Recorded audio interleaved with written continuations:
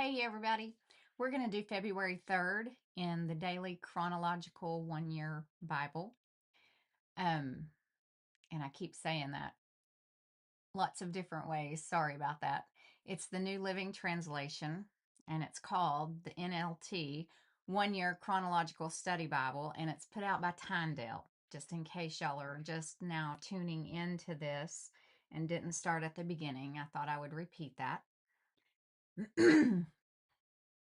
So, because it's a study Bible, it has a little summation of the day's reading, and that summation begins, God sends a series of devastating plagues on the Egyptians. The magicians of Egypt replicate the first two plagues, but cannot reverse them, and they eventually confess the Lord's power. Starting with the fourth plague, the Lord specifically protects the land of Goshen, where his people live.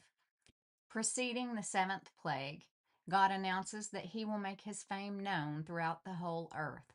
God's plagues dismantle Egypt's religion, economy, and entire way of life, leaving Egypt in ruins. Pharaoh's pride undoes all the good that Joseph brought on Egypt. Pharaoh acknowledges the Lord as righteous, but he refuses to bow to him or free the Israelites. Pharaoh may be God to the Egyptians, but he is no match for the Lord. As repeatedly shown throughout the biblical story, to this point, the living God rules over time, space, and powerful people. So we begin today in Exodus chapter 7, verse 14, with the plague of blood. Then the Lord said to Moses, Pharaoh's heart is stubborn, and he still refuses to let the people go. So go to Pharaoh in the morning as he goes down to the river, stand on the bank of the Nile, and meet him there. Be sure to take along the staff that turned into a snake. Then announce to him, the Lord, the God of Hebrews, has sent me to tell you, let my people go, so they can worship me in the wilderness. Until now, you have refused to listen to him, so this is what the Lord says. I will show you that I am the Lord. Look, I will strike the water of the Nile with this staff in my hand, and the river will turn to blood.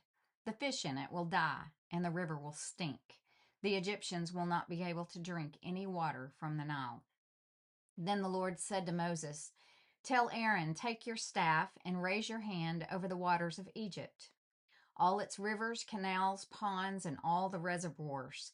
Turn all the water to blood.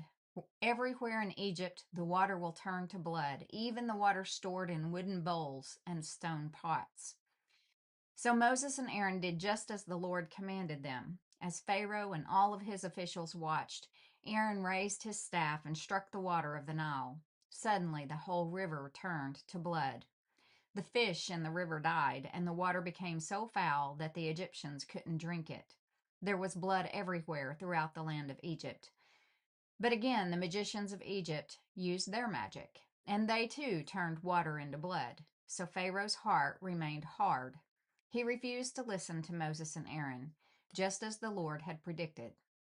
Pharaoh returned to his palace and put the whole thing out of his mind. Then all the Egyptians dug along the riverbank to find drinking water, for they couldn't drink the water from the Nile. 7 days passed from the time the Lord struck the Nile. Then the Lord said to Moses, go back to Pharaoh and announce to him, this is what the Lord says. Let my people go so they can worship me. If you refuse to let them go, I will send a plague of frogs across your entire land. This is one of my favorite plagues to read about. Even though I just can't even imagine. The Nile River will swarm with frogs. They will come up out of the river and into your palace, even into your bedroom and onto your bed. They will enter the houses of your officials and your people. They will even jump into your ovens and your kneading bowls. Frogs will jump on you, your people, and all your officials. Then the Lord said to Moses, tell Aaron, raise the staff in your hand over all the rivers, canals, and ponds of Egypt, and bring up frogs over all the land. So Aaron raised his hand over the waters of Egypt, and frogs came up and covered the whole land. But the magicians were able to do the same thing with their magic. They too caused frogs to come up on the land of Egypt.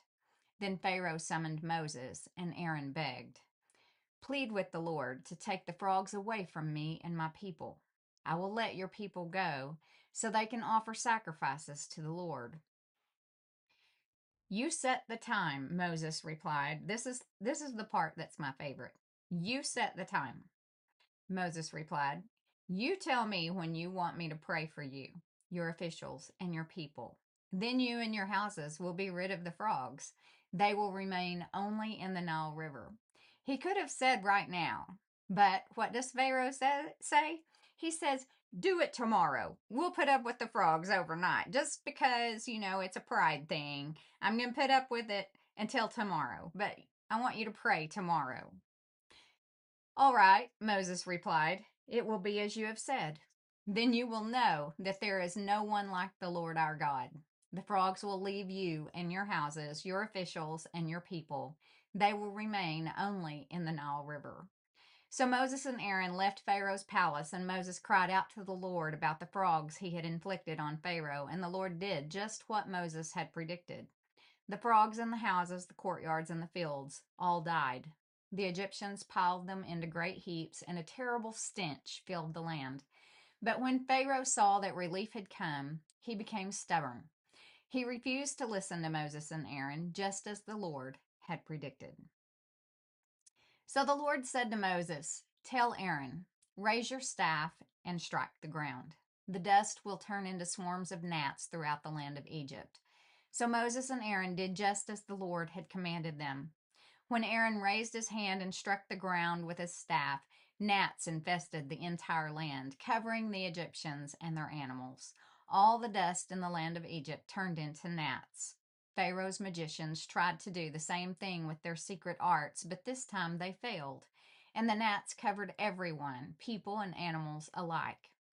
"This is the finger of God," the magicians exclaimed to Pharaoh, but Pharaoh's heart remained hard.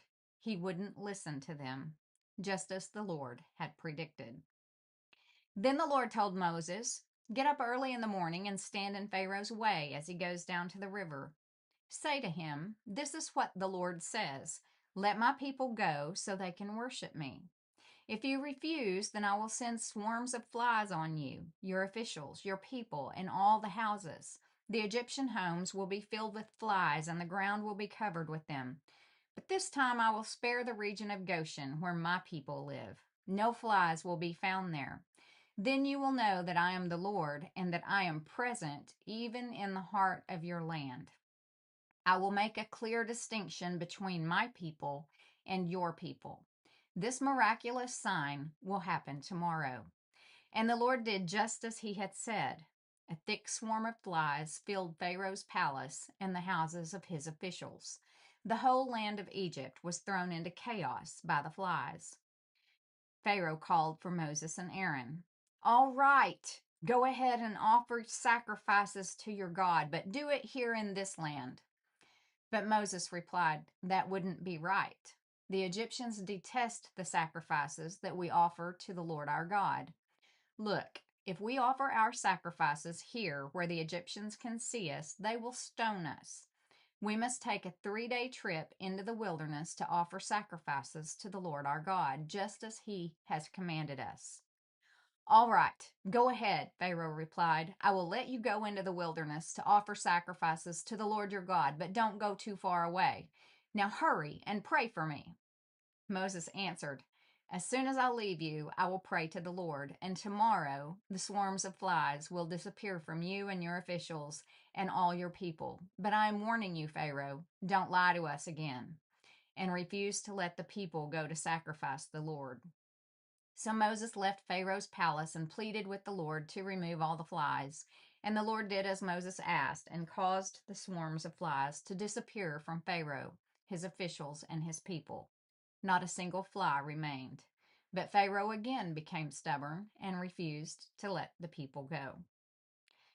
"Go back to Pharaoh," the Lord commanded Moses. "Tell him, 'This is what the Lord, the God of the Hebrews, says: Let my people go so they can worship me. If you continue to hold them and refuse to let them go, the hand of the Lord will strike all your livestock, your horses, donkeys, camels, cattle, sheep, and goats, with a deadly plague. But the Lord will again make a distinction between the livestock of the Israelites and that of the Egyptians. Not a single one of Israelites' animals will die. The Lord has already set the time for the plague to begin. He has declared that he will strike the land tomorrow. And the Lord did just as he had said. The next morning, all the livestock of the Egyptians died, but the Israelites didn't lose a single animal. Pharaoh sent his officials to investigate, and they discovered that the Israelites had not lost a single animal. But even so, Pharaoh's heart remained stubborn, and he still refused to let the people go. Then the Lord said to Moses and Aaron, "Take handfuls of soot from a brick kiln and have Moses toss it into the air while Pharaoh watches. The ashes will spread like fine dust over the whole land of Egypt, causing festering boils to break out on people and animals throughout the land." So they took soot from a brick kiln and went and stood before Pharaoh. As Pharaoh watched, Moses threw the soot into the air, and boils broke out on people and animals alike. Even the magicians were unable to stand before Moses because the boils had broken out on them and all the Egyptians. But the Lord hardened Pharaoh's heart, and just as the Lord had predicted to Moses, Pharaoh refused to listen. Then the Lord said to Moses, "Get up early in the morning and stand before Pharaoh. Tell him, 'This is what the Lord, the God of the Hebrews, says. Let my people go so they can worship me. If you don't, I will send more plagues on you and your officials and your people. Then you will know that there is no one like me in all the earth. By now I could have lifted my hand and struck you and your people with a plague to wipe you off the face of the earth. But I have spared you for a purpose, to show you my power, and to spread my fame throughout the earth. But you still lord it over my people and refuse to let them go. So tomorrow at this time I will send a hailstorm more devastating than any in all the history of Egypt. Quick, order your livestock and servants to come in from the fields to find shelter. Any person or animal left outside will die when the hail falls." Some of Pharaoh's officials were afraid because of what the Lord had said. They quickly brought their servants and livestock in from the fields, but those who paid no attention to the word of the Lord left theirs out in the open. Then the Lord said to Moses, "Lift your hand toward the sky so hail may fall on the people, the livestock, and all the plants throughout the land of Egypt." So Moses lifted his staff toward the sky, and the Lord sent thunder and hail and lightning flashed toward the earth. The Lord sent a tremendous hailstorm against all the land of Egypt. Never in all the history of Egypt had there been a storm like that, with such devastating hail and continuous lightning. It left all of Egypt in ruins. The hail struck down everything in the open field, people, animals, and plants alike. Even the trees were destroyed. The only place without hail was the region of Goshen, where the people of Israel lived. Then Pharaoh quickly summoned Moses and Aaron. "This time I have sinned," he confessed.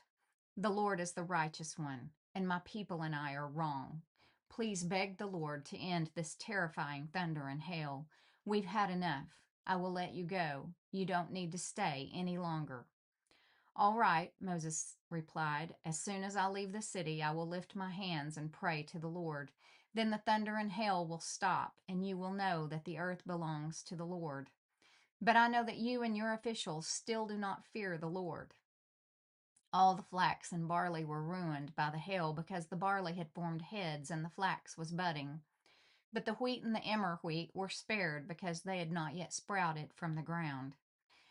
So Moses left Pharaoh's court and went out of the city. When he lifted his hands to the Lord, the thunder and hail stopped and the downpour ceased.